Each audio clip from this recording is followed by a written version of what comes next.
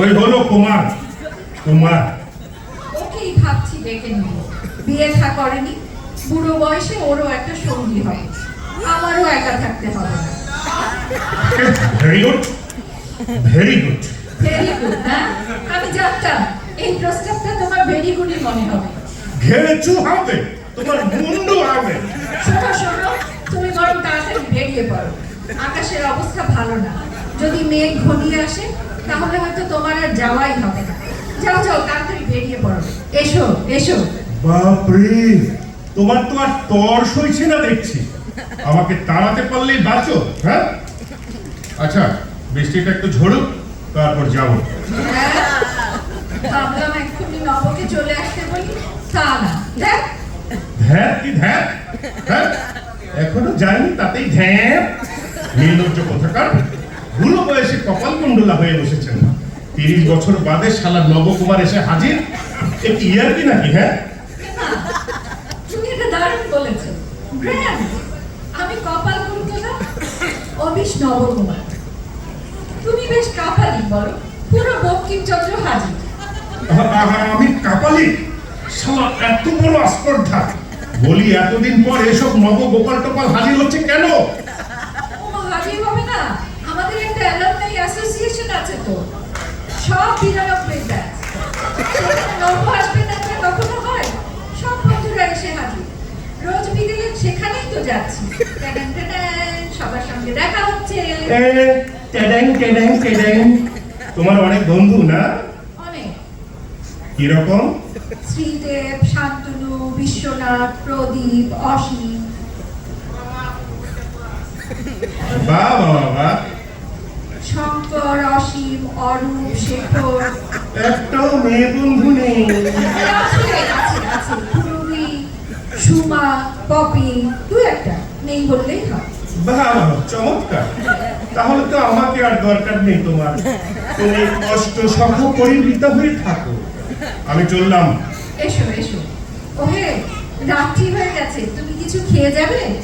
কি দয়ারে, একেবারে মহিলা চৈতন্য দেব এলেন। খাবো না, কিচ্ছু খাবো না, মুখে তুলবো না কিচ্ছু। ও এসো এসো, তাহলে আর দেরি করো না। এটা তোমার ছাতা, আর এই ওয়াটারপ্রুফও আছে, যেটা তোমার সুবিধা। তুমি বেরোলে আমি নবকে একটা টেলিফোন করবো, তারপর একটু আদা দিয়ে গরম চা খাবো। যা মাথা ধরে আছে না। চিন্তা কিসের, একটু সহ্য করো। একটু পরেই তোমার আদরের নবকুমার এসে ভালো করে মলম লাগিয়ে দিবে। মলম লাগাতে হবে না, ওকে দেখলেই আমার সব কষ্ট সেরে যাবে। চুপ, নির্লজ্জ কোথাকার। লজ্জা করছে না এসব কথা বলতে?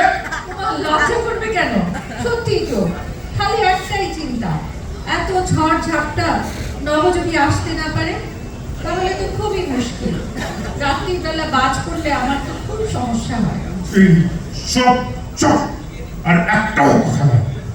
বাজ পড়বে আর তুমি ভয় পেয়ে ওই শালা নবর বুকে মাথা রাখবে।